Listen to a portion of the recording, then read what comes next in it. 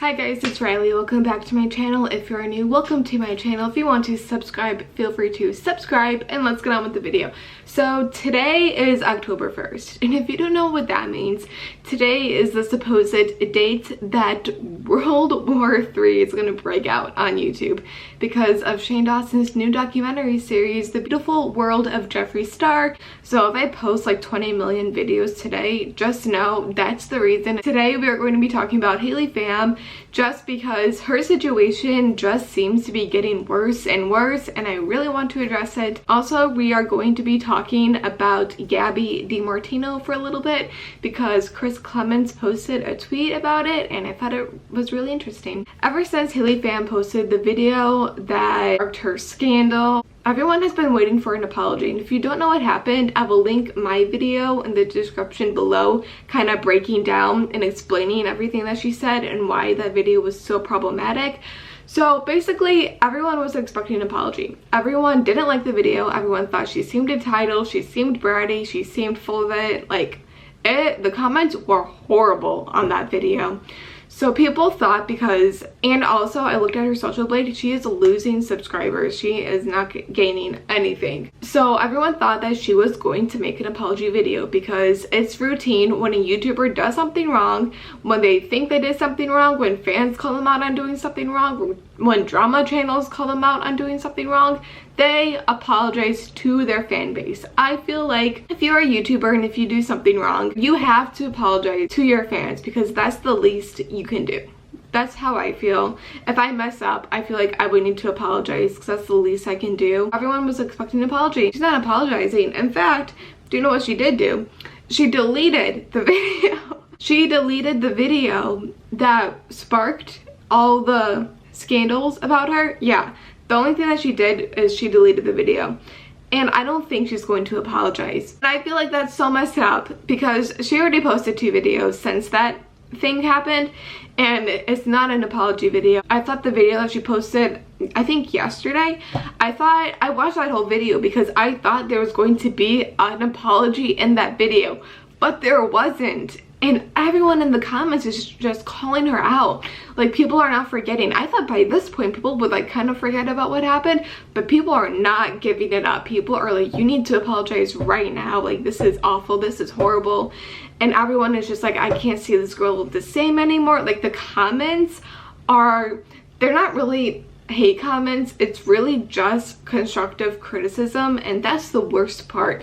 It's not people hating on her, it's just people really concerned about her and her channel content that are commenting these things, and that's the worst in my opinion. It's the worst when you get people who are like, this girl has changed, and it's not in a good way. You know, when people leave you constructive criticism and it's not like a hate comment, oh, those get to you really bad. The constructive criticism comments gets to me more than the hate comments. When people give me constructive criticism, I'm like, oh yeah, I need like a life check on this one. Usually, like I said, when YouTubers did something wrong, when fans call them out, when fans aren't happy with them, they apologize because that's what you have to do on YouTube. Usually it happens at one point in someone's career when they mess up, they apologize, okay? It's not a bad thing, it's not the end of the world. I do not think Pham should be canceled over the one mistake video that she made that made her seem really entitled.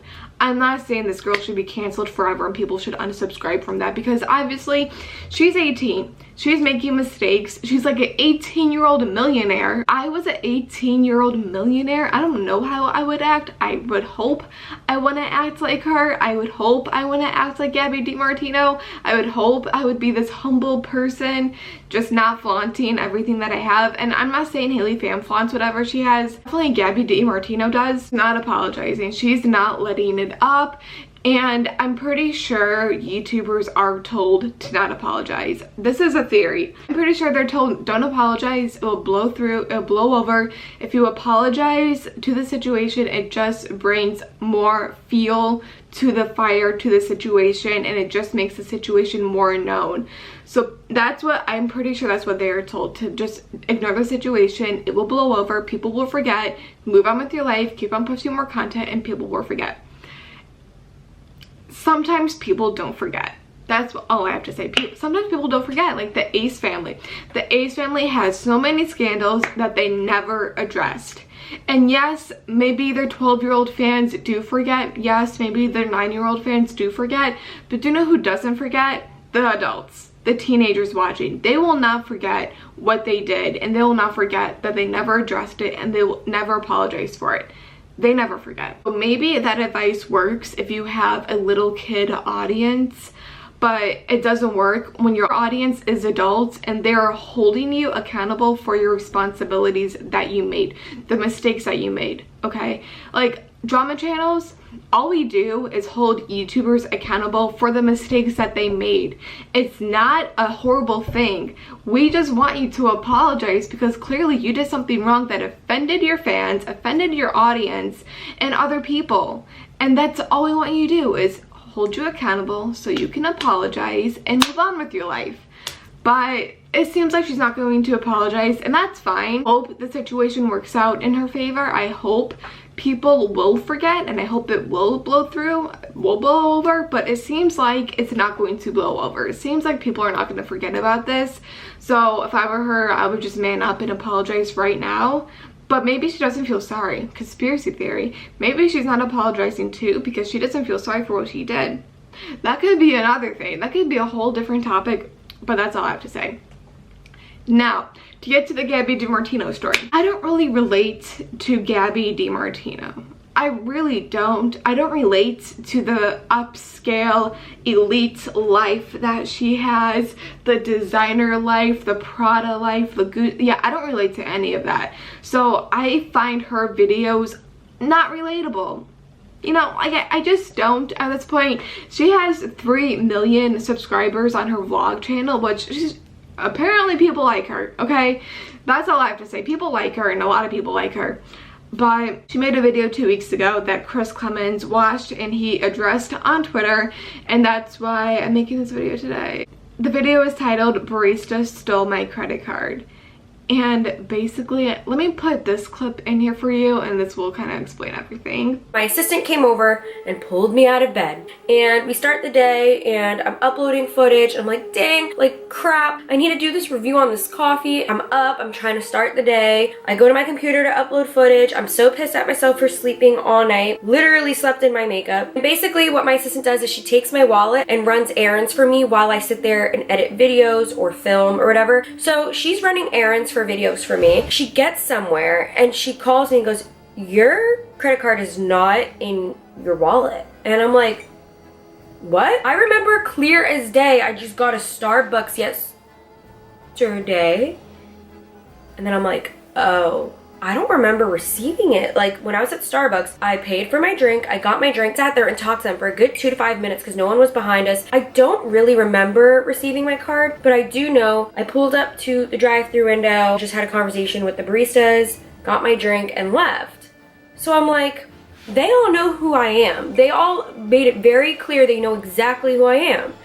I was like, no, it can't be. I don't think they took my card. I don't think they forgot to give it back to me because they would contact me if they still had my card. They would either find a way to DM me on Instagram, message me on Twitter, or they would probably call the bank and report that my card is missing if they couldn't get a hold of me. But your girl always checking her DMs and Twitter and everything. So I was just confused. I was like, no, there's no way it's at Starbucks. They all know who I am. They would have given it back. I remember clearly using a card though to get my Starbucks and not cash. But we just wanted to make sure. Meanwhile, I'm editing a fancy vlog because I had so much to do this morning. My assistant then called Starbucks. They said, "I'm sorry, ma'am, we can't give you information. Our manager's not in yet." They said, "We'll call you in a little." They hang up. It's been like an hour and we haven't heard anything. So my assistant calls back and they said, "Our manager's here, but just give us a second. We'll call you back soon." And then they hung up.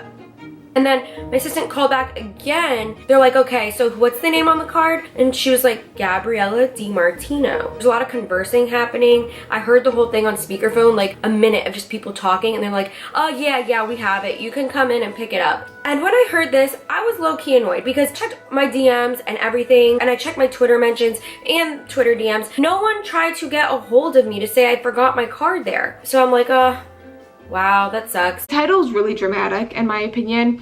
The barista workers knew who she was. They were keen. They were talking for a little bit, whatever. All was good. The next day happens and she falls asleep and her assistant wakes her up. Her assistant wakes her up. Relatable. Isn't that so relatable when you fall asleep and your assistant has to wake you up? That's so, like, oh my gosh, that's the most relatable content I've ever seen. When she said that, I couldn't take her seriously. I really couldn't. I'm like, wow, your life is so hard that your assistant had to wake you up. I can't take that seriously. So then she proceeds to tell us that she had to edit and do so many YouTube stuff that her assistant has to go get her groceries and do her errands for her. Which, I mean, isn't that relatable too, when your assistant has to go and do your errands for you? Can't relate. I really can't relate. I have to do everything myself, just like half the world. Okay, anyway, I'm getting heated. So she proceeds to tell us that she left her credit card at the Starbucks and her assistant had to call her and tell her that it was missing, and basically Miss Gabby DiMartino got mad because the Starbucks baristas didn't DM her on Instagram, didn't DM her on Twitter, didn't call her bank, and they didn't do anything about it. Which I feel like if you were a normal person, if you were an everyday person, the barista workers wouldn't try to DM you on Instagram, wouldn't try to DM you on Twitter. Imagine feeling so entitled that when you lose your credit card or when you forget your own credit card at a Starbucks, you feel like it's the worker's job that they have to reach out to you, to DM you, to tell you that you forgot your credit card. That's not their job. They shouldn't be able to do that. It's your fault for forgetting your credit card, and it's your job to get it back from the place that you left it at. I can't with this girl. Imagine feeling so entitled that when you lose something, you think it's other people's job to give it to you. And that's not how it works. That's really not how it works. I feel like they were treating her like an everyday person. If you were an everyday person, if you forgot your card, what they do is, because I worked at a place where someone did forget their card. I gave the card to the manager and the manager put it somewhere. But when the person realized that they forgot their card, they go to the place that they left it at and they get it. That's how it works in customer service. You know, that's just how it works. The workers don't go out of their way to contact you about it. They don't go out of their way to contact their bank about it. That's not how it works. I don't know what she thinks she is, but that's not how it works, you know? That's not their job. That really got me mad. It got Chris Clements mad too, because he posted about it on Twitter. People were feeling sorry for her in the comments. I was looking at the comments, everyone's like, oh my gosh, I'm so sorry that happened to you. Like, your life is so hard. I'm like, okay, like, let's not be dramatic here. I mean, I'm not saying Gabby DiMartino doesn't work hard. I'm pretty sure she does work hard, you know? I believe she does work hard for everything that she has, but the entitlement really screams out in her videos, and that's why I think really unwatchable. Anyway, thank you for coming to my TED Talk. Like this video, subscribe if you want more content from me, and I'll see you guys whenever I see you guys. Bye guys, love you.